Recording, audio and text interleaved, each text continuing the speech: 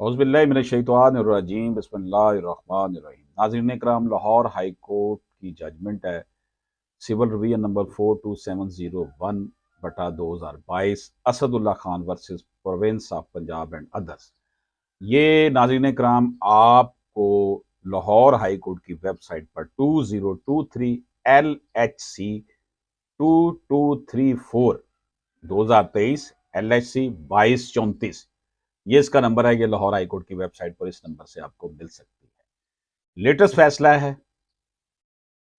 और ये अप्रैल 2023 को ये फैसला किया गया है। इसमें जो इशू हम डिस्कस कर रहे हैं वो ये है, whether the onus to prove those facts lies on a party who takes a plea and desire the court to pronounce judgment as to his legal right dependent on the existence of fact which he asserts।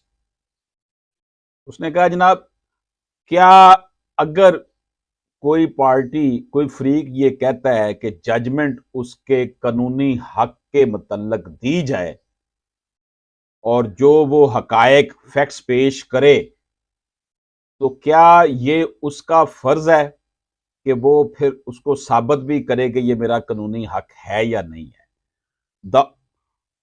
It is bounden in the case of Khadam Hussain versus Nazir Ahmed 2021 SMER 1986, the apex court of the country has held that when a party took a plea and desired the court to pronounce judgment as to his legal right dependent on the existence of facts which he asserted, then the onus to prove those facts laid on him।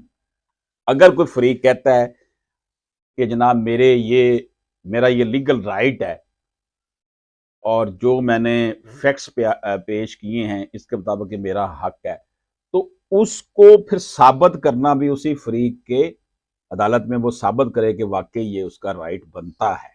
Moreover, mere assertion of fraud and misrepresentation is not sufficient, rather the same has to be proved by leading confidence inspiring evidence।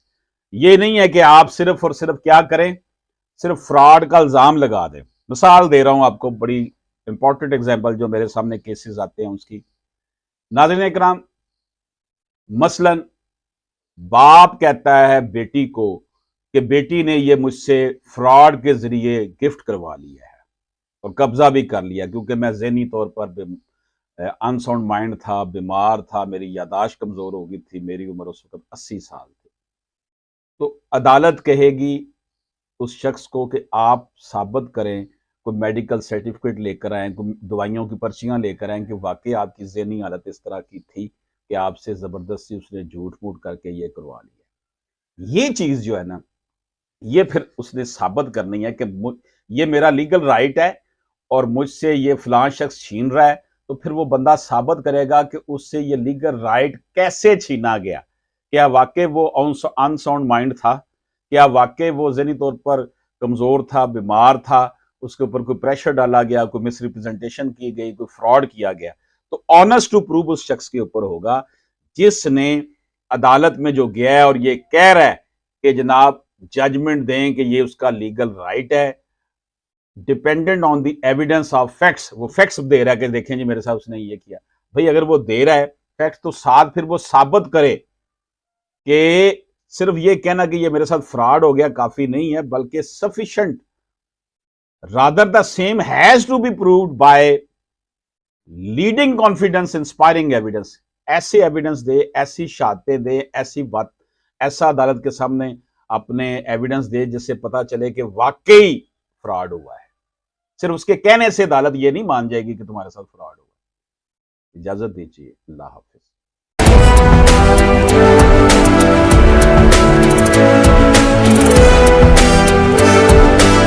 Ashraf आसमी advocate से रब्ता करने के लिए 0300426227 WhatsApp पर voice message कीजिए।